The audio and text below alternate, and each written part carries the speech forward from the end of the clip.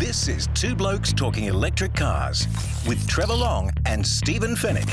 Thanks to NRMA Insurance and Uniden. Stephen Fenech looking better than ever with Joshua Dowling filling his chair for just a little while longer while he enjoys the, Capri and the caves of here and there. He's done more caves and blue water than I've ever seen in my life. Two Blokes Talking Electric Cars, thanks to NRMA Insurance, helping over 3 million Australians protect the things they care most about. They are the help company, and Uniden smart dash cams. Get a dash cam for your car. You're mad if you don't, so that you have that kind of peace of mind of what happens around you. Josh, good to see you, mate. Good to see you, mate. This has been a reasonably big week for you. You've been sitting on a story for some time, and you finally got to share it with our listeners and readers. Yeah. And it's super exciting. It's the New South Wales Police Highway Patrol beginning the evaluation process for electric vehicles potentially being part of their highway fleet. Yeah, and as you can imagine, that has got a lot of reaction on social media. Some of it very, very predictable. Like, Yes. they hope they've got an extension cord and they're going to have to stop to recharge. All the A lot the of typical tow stuff. trucks going to be required. Yeah, all that stuff. And I understand where that comes from. A lot of people haven't experienced electric cars still. Totally Yep. understand that. But what's different about the New South Wales Police Highway Patrol process that we announced, or this trial that we announced, it is very different to what's happened in Victoria. So Victoria got a Tesla a few years ago. Mm-hmm. They bought it, they owned it, they wanted to understand how the technology worked.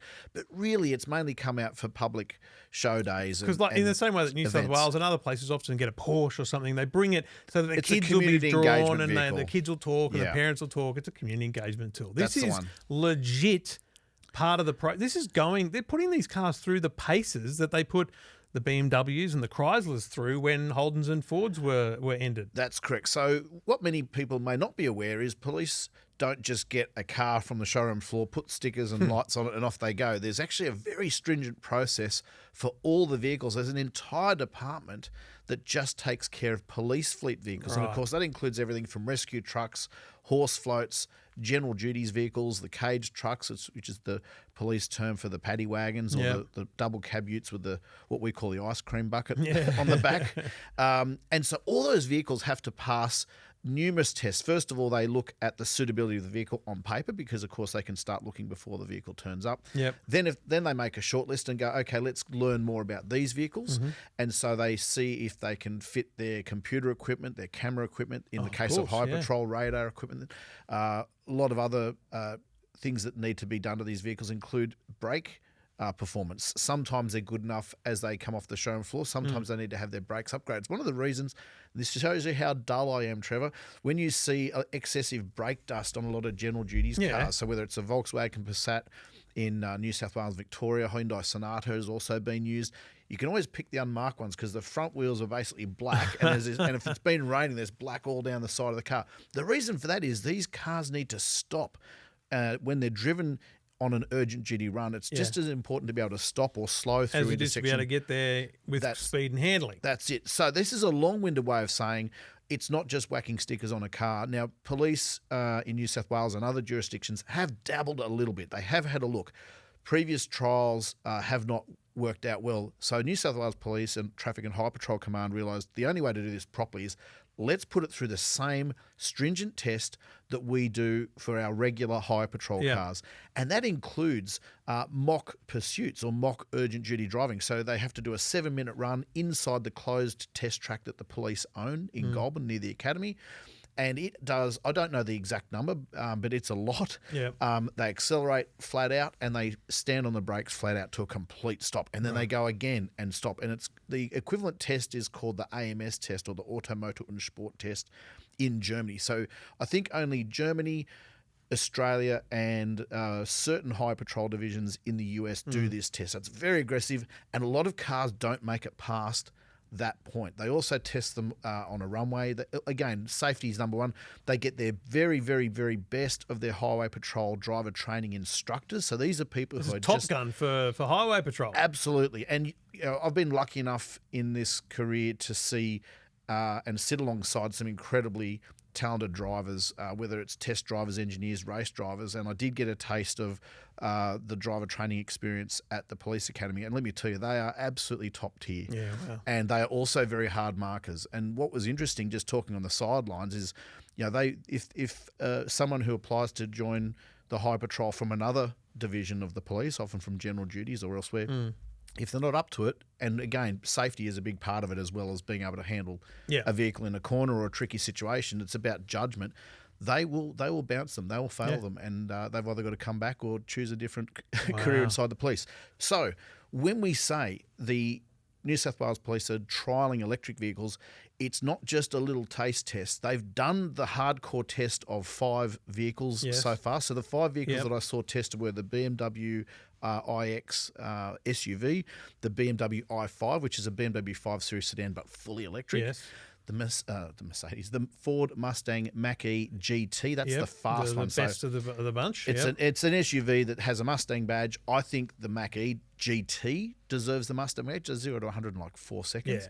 Then there's also the Kia EV6 GT, not the GT line, the GT. So that, again, the fast one. It's sub 4 seconds, 0 to 100. Massive brake discs the size of pizza trays. And then we also had the Hyundai Ionic 5N, which is an EV6 GT that's kind of gone to finishing school. So the EV6 GT is a beautiful car that, and it's Kia's kind of sport luxury offering, and the Ionic 5N is a more hardcore offering. So it's got slightly bigger brakes, slightly different cooling. And we for the talked about battery. a few weeks ago. It's tuned to the nth degree so that it feels like a sports car, and that's the kind of thing. They don't need a sports car. They need a car that has sports performance They need the capability and capability. Yeah.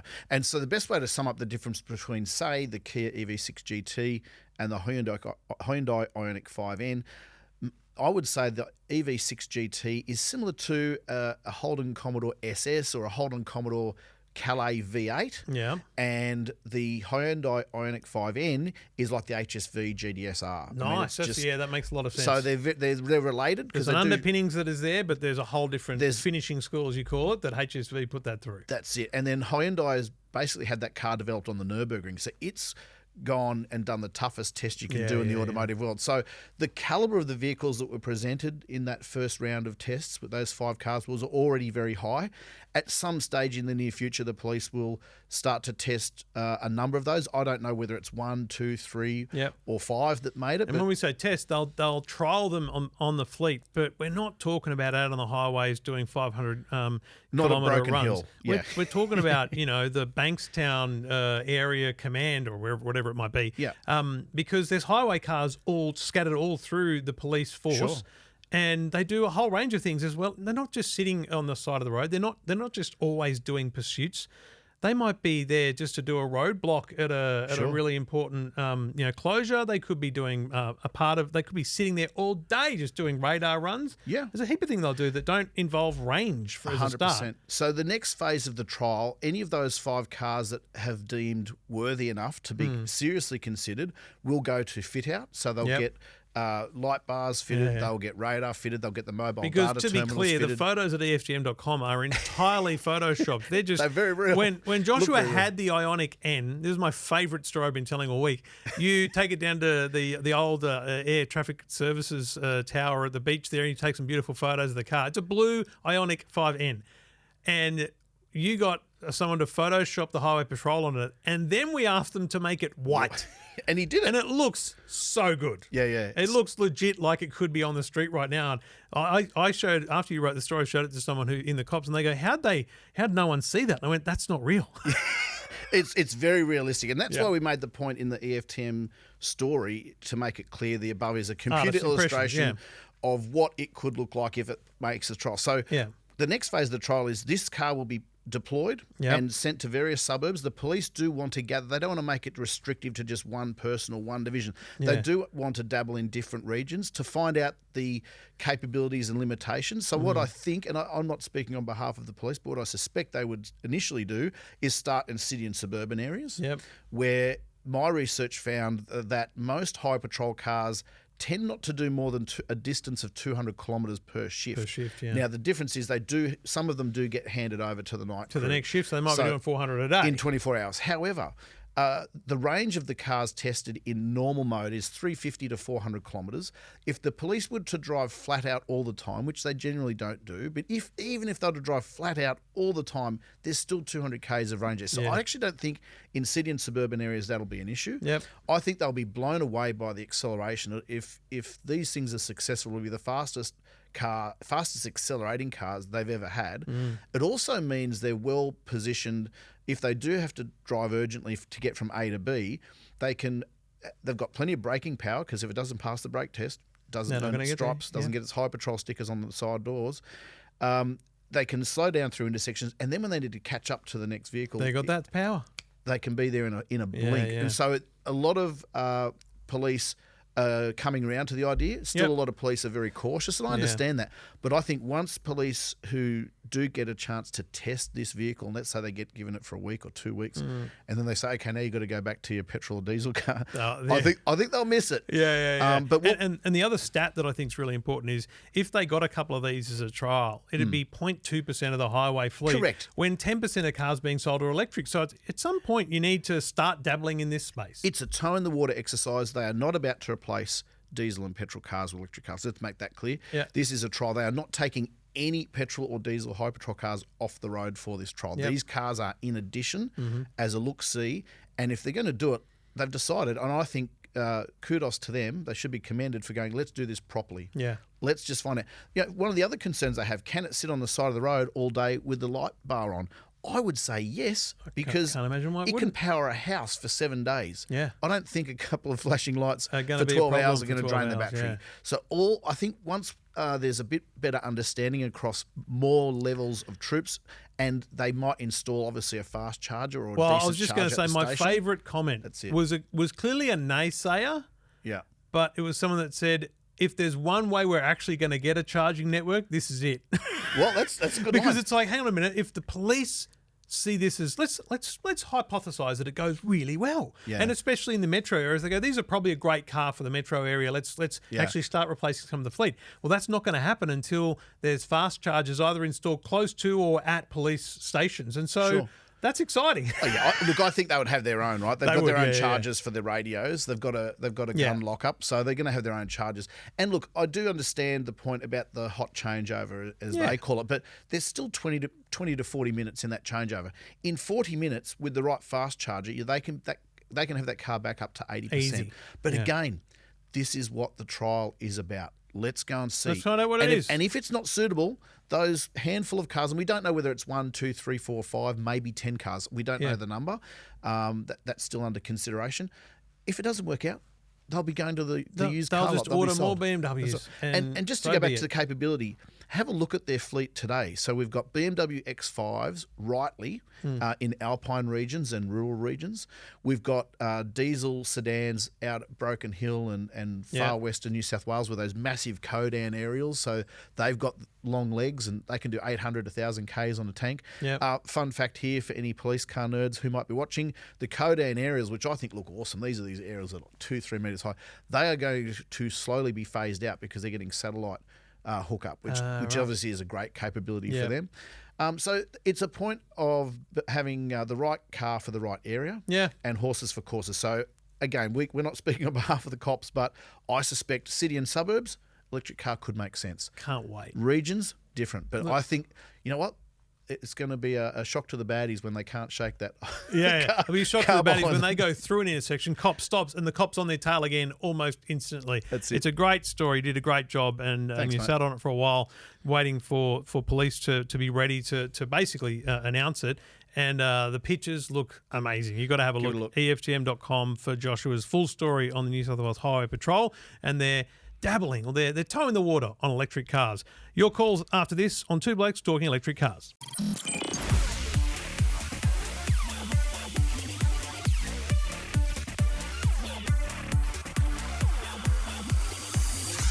Can't wait for Stephen to come back and see his dance moves again. He really loves the dance moves in those jingles. Joshua's not really getting into it, I'll be honest with you. Room for improvement. Yeah. You don't want to see me dancing. I'll give you You the know, tip. you remember Elaine from Seinfeld? Yeah. She's good compared Yeah. to me. I saw someone at the Olympics who thought they could dance Yeah. too. To be fair, I reckon I could have done better than that. Yeah, I don't know. I wouldn't want to be the judge. But anyway, poor thing. 0477 657 657. If you own an EV, we'd love to hear from you. If you're thinking about buying one, I've already forgotten her name. I feel like it was Penelope.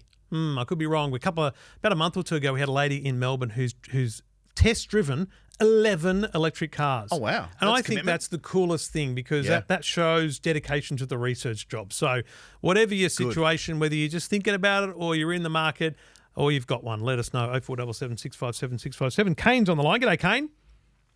G'day guys, how you going? Really good, mate. Where are you at in the world of electric cars? Yeah, look, I'm in a Polestar 2, Nice. and I bought that car a couple of years ago. So yeah, I've been driving around in an electric now for a good couple of years, and yeah, I've had a great experience. It's been really good. What sort of Ks do you do? I do about minimum of 20,000 a year, Yeah. and I run two vehicles. So I've got one for work, and which is a Hilux Ute, like a little workmate. And that's sort of, we're a small manufacturer based in Melbourne. And the Polestar is the sort of mix of, personal and business.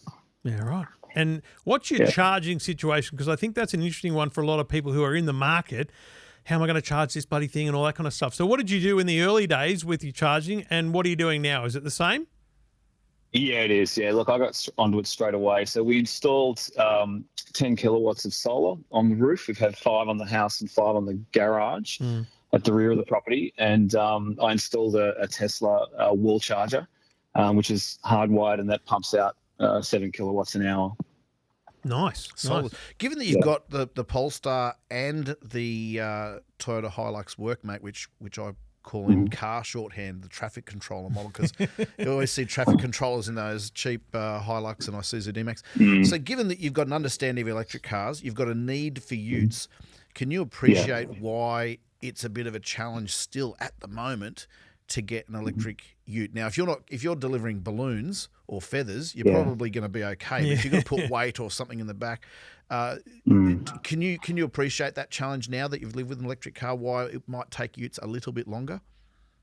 Look, not really, actually. Okay. Like I think really Toyota should ASAP make a workmate version in electric. Wow. But what if it only had 150 k's range, which is what the best in that category does at the moment? Yeah, look, I think that would definitely be a factor. Right. But look, we sort of do on average 50 to 100 k's a day running around Melbourne, back and forth to various manufacturers or whatever.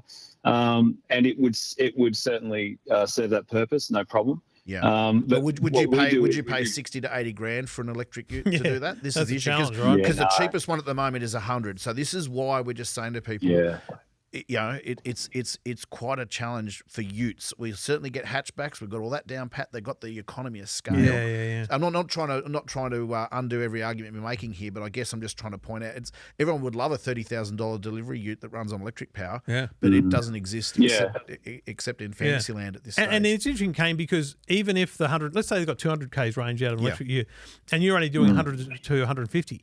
But there's that thing about how often does your Polestar get down to 10 to 15% or 20% battery when you're driving it? Very, very rarely. Exactly. Very rarely. But if you had a ute that did very few kilometres and had very small range, it would get there regularly, and I think it would create an anxiety. So I think that's the thing we've got to overcome. Do you appreciate that the extra that you paid to go electric, and do you now, after what's nearly been 2 years, do you feel like you've recouped that, or that you're in a better position broadly for the long term? Oh, no doubt about it. Like even based on sort of fuel prices right now, which are sort of cheaper than normal, that car's still saving me nothing less than $5,000 a year in fuel costs and service, which is enormous. That's based on 20,000 kilometres. So, I mean, that's a no-brainer. Over a 5-year period, that's nearly $30,000 that you can just take straight off the car. So it makes absolute sense. On average, I do about 50 to 60 kilometres a day in the Polestar. And just when I get home at night, once I know that I'm done for the day, I just plug it in. And the car is programmed to start charging at midnight, between the hours of midnight and 6 a.m., which is where our rate drops down to 8 cents per kilowatt hour. Perfect. And so over the month, every month when I check the bill, we're on an EV plan. And that's isolated on the bill and shows you how much your EV charging is for the month, and it averages about $30. Mate, can I ask you about that? Because I'm in that world now of going, okay, I've done the solar, I've got the cars, I've got 2 of the bloody things, but I now see the charging rates, really impact my usage and therefore the bill. But it's still cheaper than petrol. I get that. But what's the EV plan that you're on? And because I hear about that a bit, it's this EV plan, but do they have to install anything at home to give you that output rating on the bill? No. So look, the Polestar comes with just a trickle charger wall socket. So even if that's all you're charging with, you need to be able to prove, but we're with OVO. So you need to be able to prove to OVO that you do own an EV and that you will be, that's how you qualify for the plan. Literally I think that's a way that they kind of use up the energy that's generated in those hours when, most people are sleeping. Right. So it's basically your whole home that gets the rate, or is it just the car that gets that rate for midnight to dawn? Look, I'm pretty sure the whole house, because we even program, the sort of the dishwasher to come on after midnight, and sometimes the dryer and things like that as well. And it does seem to just be at that rate. Okay. So that's pretty handy. And then literally throughout the day, it's completely offset, by the solar. Of course. That's a really good point. And that's the way definitely where electric cars can be, be used to their optimum, right? But one thing I noticed in my research, and this could be helpful for anyone who's considering an electric car and wanting to know when they can plan off-peak, I didn't realise that the off-peak electricity plans are specific plans. So I'm on a standard flat rate plan, for example, because I don't have an electric car at home.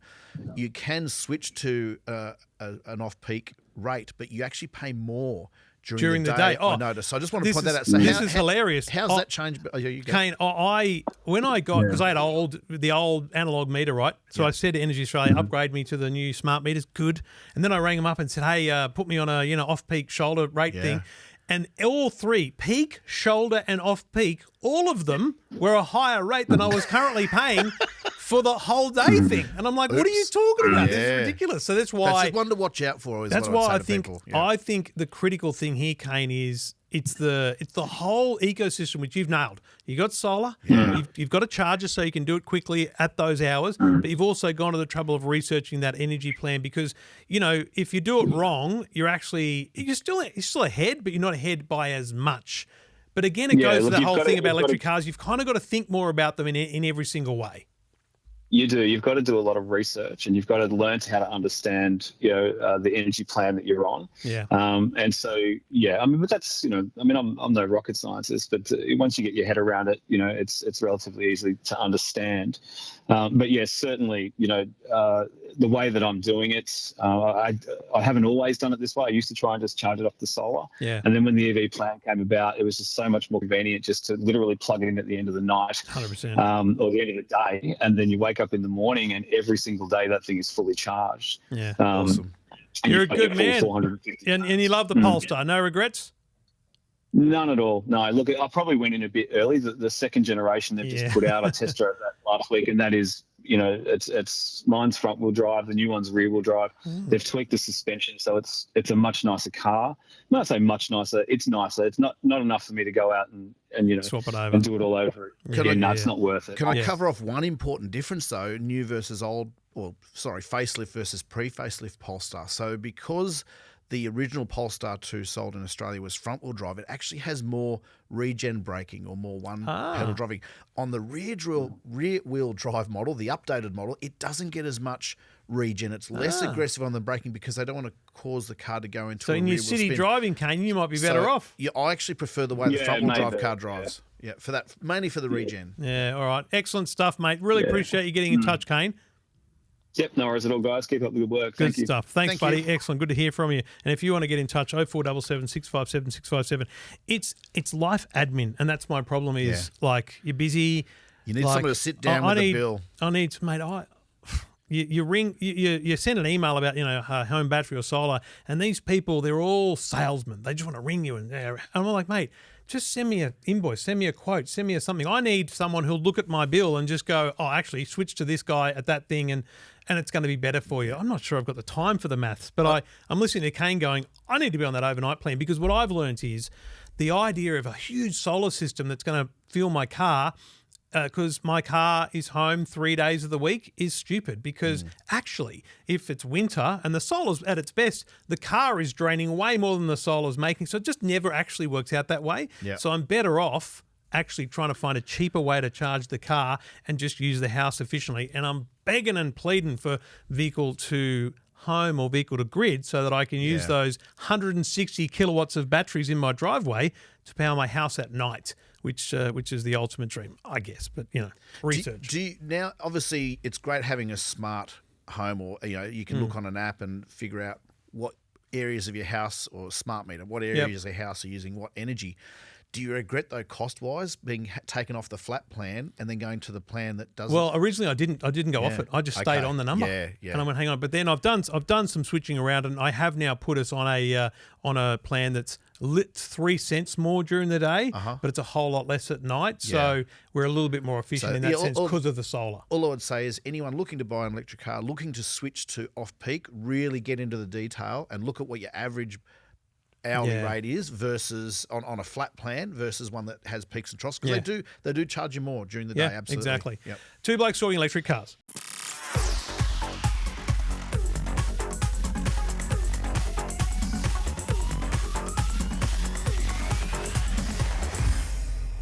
It is my favourite thing doing this show when people are in touch.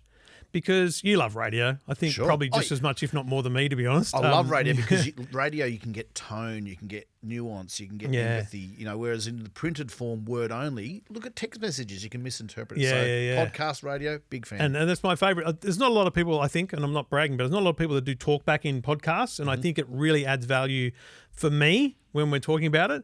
We learn when we hear people talk. And people listening hear people's experiences, real lived experiences, which in some ways are as important as the world's most experienced motoring journos telling you about a car, is a few lived experiences about a car as well. The public knows so much more than the experts do in a lot of areas, because I can be an expert on cars, but there'd be someone who's an expert on one particular type of car, so they've got a bigger stalactite of information. Yes. I've got to be across as much as I can, whereas people can specialise. But what's brilliant about talkback is, even a room full of experts still might not think of something that a listener has thought of, and you hear that every day in talkback radio, and we hear it here on this show. 0477 657 657. Sean, no pressure. What are you an expert in, mate? What's your stalactite of information? I like to keep a lot of statistics, and I like to keep a lot of information handy for. Oh, you're our kind of guy. What sort of stats are you keeping, mate? You got an EV? Yeah, we've got an Ionic 5, the 77 kilowatt version that was released. It was a year and a half old. It is about the time. So that means that's just for our listeners who might not be aware, who are following the bouncing ball here, that's the regular version of the Ionic 5. Not the fancy sports one we talked about earlier. That's and correct. I haven't done it in recent weeks. And it's still a great car, but you're going. And there's a new model that's the short version, or the short range version, where they've got a shorter battery life. And then so just like there were like 6 different flavours of Holden Commodore and Executive, a Calais and SS, etc. Same with Omega. Remember when they dropped the Executive and went Omega? It's like, what are we doing here? Anyway, we want to talk Sean, about Sean, what's stats. your experience with your Ionic 5? How long, year and a half? What? First and foremost, any regrets about the car?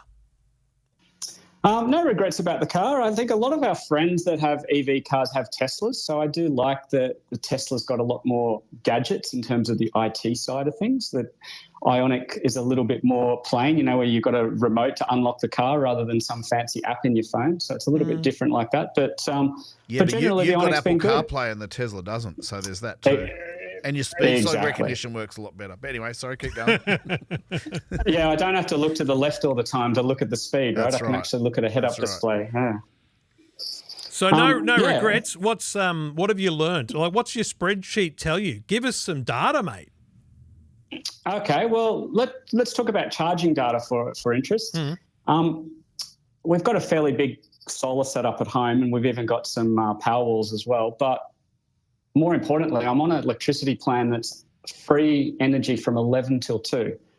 So during the day or during the night? During the day. Yep. Oh, at night it's 8 cents, I think, so it's still pretty cheap at night. Who are you with, mate? OVO Energy. Mate, that's 2 callers in a row with OVO Energy. I think I've found my new carrot, my new plan. Literally, we just spoke to a bloke who's also, I might hit him up, who's also with OVO because he talked about the 8-cent overnight thing. So I get that. That's when you dedicated charge your car. What do you do with the 11 till 2 portion? Is that where you run the washing machine, or are you trying to charge the car there as well? What do you do? No, most of the time we charge the car, we run the washing machine, we charge the Tesla batteries from the grid if they're not getting much solar as well. Mm-hmm. So yeah, hit the grid pretty hard for those 3 hours. Wow, that's awesome. And I'm guessing you're meaning the Tesla battery. You've got a Tesla battery Powerwall, yeah, right. Powerwall, Powerwall, not the Tesla car. Now you mentioned in your text message that there's a potential for a second EV in the home. I speak from a small number of months' experience that it's a joy. I have no regrets in having two EVs, only that my wife is 1,000,000% not tech savvy, 1,000,000% not interested in cars, and so can be swayed by those kind of moments of that was frustrating, and that's gonna stand out to her. So I do have a little bit of that. Where's your family at with the EV race, and how does that second car fit in? Well, we both love the EV car, and we have a tandem garage, so we're always trying to drive the EV car. In New South Wales, they've got a rule that we live in an area where there's a T2 and a T3 lane, and you can actually drive in those lanes if you have an EV car. So we're always looking for an excuse to drive the EV and take it from each other. So I'm kind of keen to get a second one, but we have done a few road trips out west, including all the way to Forbes and to Mudgee a couple of times, and charges at Forbes is very difficult. In fact, there was none when we went last time. I think Plugshed does have one being built soon, but that was a bit of a trick because we were at Forbes and we had to granny charge it from flat to full at the in-laws place, and we can only do it during the day because they didn't want us to park inside their garage at night for their cars, just logistics of cars. Okay. So yeah, that was a bit awkward, but otherwise there's been no regrets on the EV car. Did you say granny charge? Is that the EV term for just plugging into all the slow way? Yeah, I've never heard that term before. That's what we EV owners call the trickle charging. I like it. I'm sure you taught me that, Trevor, on one of your old podcasts. Okay, there you go. So a granny charger is the one that most cars come with. Plug it into a standard. Yeah. When I'm on TV or radio, I say you plug it in where you plug your vacuum in. That's it, or your fridge. And this is the thing that most people don't realise. You don't need a fast charger at home. What was the calculation we've talked about in the past? It's about 10 kilometres of driving range in most electric cars for 1 hour into a good old-fashioned wall socket. And so the average, overnight, it was years ago, Mercedes Ks. told me this, but the average driver drives 30 to 40 Ks a day. Sure. It's probably less for many. So you do get that overnight. But okay, so what's in consideration for car number 2? You mentioned you got friends that have Teslas. Are you considering a Model 3 or Model Y? No, my wife is very against Elon Musk, and she's got the Elon Musk factor, so she's not very keen on anything that represents Elon Musk. I couldn't love your wife more. So for that reason, we got the Ionic in the first place rather than a Tesla, and for that reason, we won't be getting a Tesla as the second one, even though from an IT point of view and a gadget point of view, I think they're great, but that's probably why we won't be getting a Tesla as the second EV. What are you thinking about? I don't know. We're thinking we probably would like something a little bit bigger. We've got a four-wheel drive as the other one. It's a Skoda Kodiaq, the petrol car. So we'd probably like to replace it with another 7-seater, and there's not very many 7-seaters yet. So we may have to wait a while. I was thinking of the Kia EV9 or something like that. What a sexy car. Come on. Thinking about it. It looks awesome. Look, you're going to actually have some good options in the very near future. So if you're a regular listener, reader, viewer, you'll know Trevor has a Kia EV9. I might have had a little bit of something to do with that, encouraging him. I just finished World Car of the Year testing last year. I was blown away by that car. Sadly, the EV9 isn't selling quite as well as Kia Australia was expecting, but it is an underrated car. It will absolutely find its straps at some point, hit its straps at some point. We do think the middle of the range is kind of the sweet spot. The cheap one is missing a few features. The top of the range Kia EV9 has those really silly digital side mirrors, which work on a freeway, and that's about it. Try doing a 3-point turn or U-turn. It's really diabolical. But it is up there in price. I appreciate that. The other car, look, it's not a 7-seater, but it's an SUV. The Skoda Enyaq is just around the corner, as are the ID4 and ID5 Volkswagen versions of those cars. So they're kind of, I want to say, a bit between a Toyota RAV4 and a Toyota Kluger in size, pretty similar to a Tesla Model 3. Because, Sean, do you really need the 7 seats or do you need the space of the 7-seater? Yeah, the space of the 7-seater rather than the 7 seats. Yeah. Okay, so look, there's two options: Skoda Enyaq, Volkswagen ID4 or ID5. We don't know pricing yet, but it is going to be in the order of sort of $80,000 to $100,000 is our best guess. The most competitive segment of the electric car market at the moment is in that sort of $40,000 range to $70,000 range. That's where the meat of the market is. Can I ask you, Joshua, if the Kia EV9 is not selling as Kia had hoped, I'll tell you why, because it's too expensive. It's a very expensive car. Yeah. But it's also a car that's on a whole nother level. Yes. Like, I think it's worth what it's worth. But because they're having that woe, and I noticed my local dealer, there's not been one in the showroom since I bought one, and that wasn't where I bought it. But is it worth ringing around? Like, are there not deals that you're not going to save 20 grand here, but is it worth ringing around some deals? Because, Sean, I would take one for a drive, mate. It's a stunning car. Yeah. Absolutely. Look, it will feel big, and maybe you realise that it actually is a bit big for what you need, because the other thing about electric cars is they are more space efficient than petrol and diesel vehicles. So they've got a flat floor. They call them skateboard platforms because they just plonk a new body on top. So it may be the case that the upcoming Kia EV5, which is just around the corner, it's a RAV4 size vehicle, that might suit your needs, and you could get a Kia EV5 with the works we don't know pricing yet, but we think it's going to be in that $70,000 to $80,000 window, or you get the entry one or a bit less. The big challenge is Tesla is very competitive on price. So the Model Y is sharp, the Model 3 is sharp, which is great because it forces all the other car companies to pull that down. So I would look at that. This is a curveball, and not every motoring journalist appreciates these vehicles. I do, because I like the familiarity of the controls and the security of the dealer network.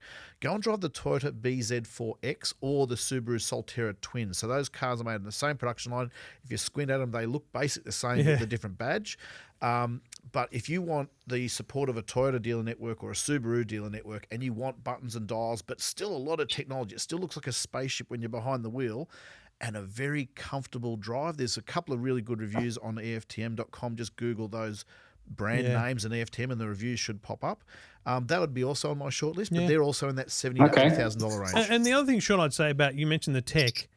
Honestly, I feel like the Kia is the most high-tech car I've ever owned. Yeah, and absolutely. I can't look at the app now because I'm running the iOS developer version, and so Kia thinks my phone is jailbroken and won't let me run the app. But the app allows me to see the current state of charge, see the location of the car, unlock, relock, air conditioning, climate control. Like, I can do pretty much everything except the key. The approach. The approach. The only thing that Tesla has that I think is pretty cool is your phone in your pocket opens the car. But the only downside of that is if you lose your phone, they can get your car. Sorry, go ahead. On my Ionic 5, it doesn't have that capability, but maybe that's on the newer Ionic 5. So I think you'll find it is. It doesn't have that. I think you'll find it is, mate. Yeah. Well, it's an exciting time. I'm going to email you and get that spreadsheet. I want to see the data, mate. I want to see the collection of data you got, and I want to hear from you when you get closer to that second car, my friend. Let me know how you go. Yeah, no problem. Some of the cool data is that like 79% of the time it's charged at home, but that only represents 26% of the cost. Because supercharging, it's 9% of the time, but it represents 57% of the cost. How many Ks have you done in the car? 12,000.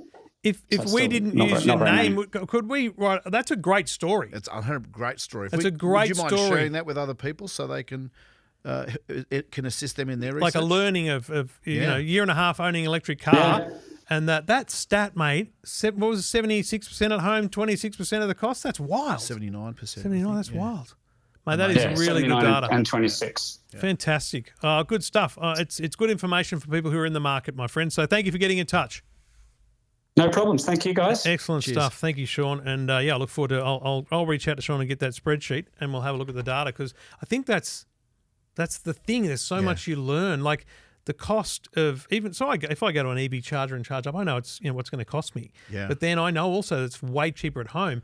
But I never think about how much that is. And if it's 79% of his charging is done at home, that's awesome. What I've noticed, just even on these two calls today, is that electric cars definitely attract people who want to sweat the details, people who are technically minded. And I wonder, they're clearly going to be the early adopters, right? Yes. They're of all types of technology. They're probably the first with a smartphone and the first with a big screen TV. So I understand that.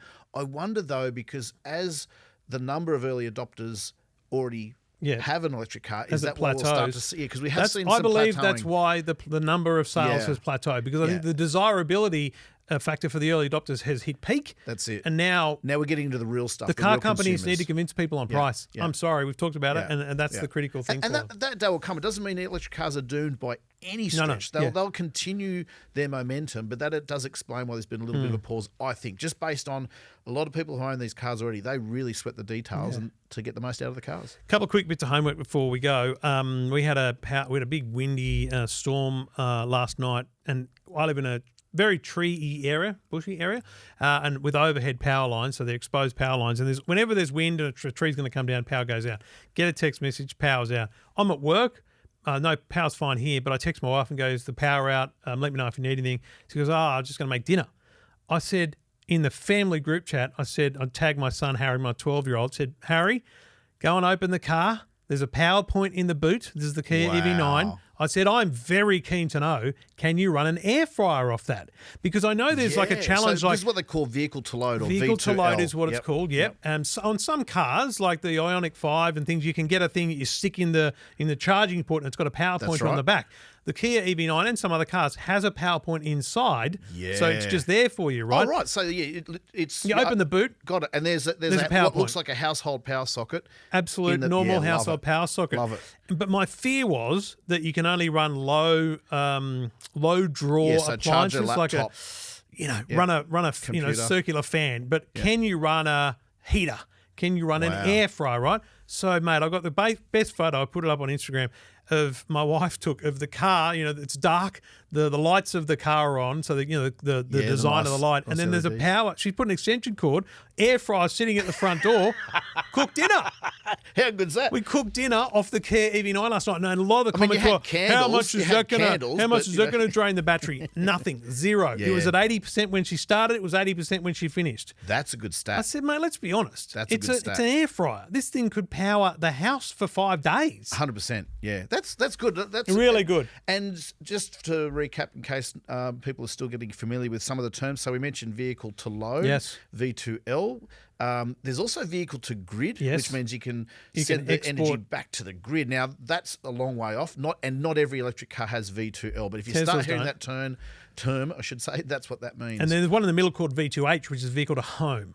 Yeah, so right. Okay. Basically, you're teaching me something now. That's good. I believe that basically some cars or some systems are not capable of sending out to the grid. There's an extra capability required, but the Kia describes it as V2L/V2X. I noticed when I was looking it up last night. So basically, they're saying it's vehicle to anything. Nice. And the requirement there, and we spoke to a professor in Adelaide about this several months ago, if you want to find the episode, folks, but he's in the trial, lucky bugger, and I'm trying hard to get on it myself for this, which means that he can he's got a Nissan Leaf, his Nissan Leaf in. Yep. And when you're signed up to vehicle to grid, and let's say there's an electricity company, I think the name's Amber. What they do is wholesale fluctuations of pricing. So your feed-in tariff for solar, for example, might be 3 cents. Yep. But when the demand is high, that you might get more. And so what he did, he had his car plugged in during a heat wave or something. Yeah. Demand was high on the grid. So he was getting, $1 per kilowatt. Like it was crazy money that he was getting. So he ends up with a flat battery in his electric car, or as far down as he's prepared to go. And to be clear, you set that in the car. You say in the car, don't use V2H, V2L, V2 anything under 40%. Got it. So you set a number, and that's like, okay, so 40% is always going to be enough for my daily drive. Yep. So if I wake up in the morning and the car has powered the house all night, then I've got a car with 40%. And if he works from home, or he or she works from home, he could get it down to 10%, for example, when the peak demand's over, and then just plugs it back in, gets the energy back into his car or her car for a fraction of the cost they sold the energy for. And potentially charge it off solar. So that was Clever. our little fun little air fryer experiment last night. Clever. Now, you are famously, I would say, a lover of the Tesla, but a hater of the lack of Apple CarPlay. Yeah. Well, and there's some dabbling here. You've seen, YouTube videos and stuff. You tried, you failed. I did. So I thought one worker. I really want Waze in there. I think Apple CarPlay is a bigger challenge, and we'll get to that in a second. I really want Waze. So parked, I open the web browser, type in Waze. Oh, log in. Oh, this is looking good. Store a favourite. Oh, this is looking great. Okay, I've got Waze. There's the big Waze map dominating the screen. Problem solved. I'm thinking, can't wait to tell Trevor. I'll rave about it on the podcast. And then you put it in drive? Yeah. So you knew that was coming. I was like, yeah, I was high-fiving myself. I was like, ray gun who? This is awesome. Put it in drive. Yeah, no, so that's not a solution. Because in the original Tesla, and still now, there's a web browser and all that stuff. But in America, I don't think the web browser is disabled when you drive. Yeah, well, that's dangerous. It should be disabled. American right? is disabled. It is... is I love dangerous. America is dangerous is what I meant to say. But that's the problem, is they don't have the same legislation and restrictions as we do. Yeah. You can't bring up EFTM while you're driving. That's the in point. some parts of the world, they have YouTube videos. Oh, no. That's just madness, right? And I'm seeing more and more TikTok videos trying to sell you what look like CarPlay adapters, but they allow you to stream onto your in-car entertainment screen. And I'm like, this is madness. Absolutely wild. I saw a very famous TikToker the other day with a huge following. Yeah. Watching a football game on his in-car entertainment while driving, and he goes, "Oh, this is photoshopped." Of course, it was not. I could tell. No. It's dangerous. And look, you might think you might get away with it, and maybe you would if you're silly enough to try it. But let me tell you, the police are looking for that stuff. There are distraction laws, distraction for you, distraction for other motorists. It's very easy if you're in a police van or ute that rides a bit higher, they can look down into your car. Also, motorcyclists just creep up. I mean, tip for young players, your mobile phone screen reflects off the window beside you. So if you've got it in your lap and it's nighttime, they can see it just driving beside you, folks. So anyway, bad news. No Waze on Tesla. Joshua Dowling will continue his quest. He's making daily requests to Elon Musk. Elon Musk has taken out an AVO and said we're not doing it. But they just got to get over their beef. Just get over their beef. No, Rivian's not doing it either. So and General Motors is removing Apple CarPlay from their electric cars too in America. It's a cost of doing business. It's like having air conditioning in a seatbelt. Anyway. Thank you, mates. Thanks for being here. Thanks for your calls. 0477 657 657. If you want to get in touch, we'd love to hear from you. Two Blokes Doing Electric Cars. Thank you, Joshua. Thank you, Trevor.